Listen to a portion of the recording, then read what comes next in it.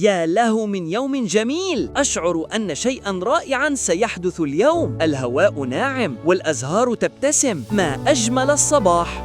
لم أزر هذا المكان من قبل. يبدو غريباً ومثيراً. ما هذه الشجرة؟ أوراقها تلمع بألوان قوس قزح. يا إلهي! فواكه ملونة كأنها جواهر. رائحتها لذيذة جداً. سأسميها فاكهة السعادة.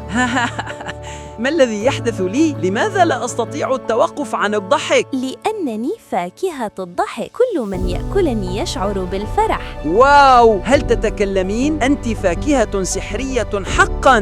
نعم يا نور، أنا هنا لأذكرك أن الفرح يسكن داخلك. داخلي؟ كيف ذلك؟ عندما تضحك من قلبك تزرع السعادة بنفسك حتى من دوني. يعني لا أحتاج أن آكلك كل مرة لأضحك؟ بالضبط، يكفي أن تتذكر الفرح وأنا سأكون دائما في قلبك. هذا أجمل سحر سمعته في حياتي. أظن أنني سأجعل كل أيامي مليئة بالضحك. هذا ما أريده منك يا نور. انشر البهجة أينما ذهبت. شكراً لك يا فاكهة الضحك. لن أنساك أبداً. ارتاحي هنا وسأزورك دائماً عندما أحتاج ابتسامة.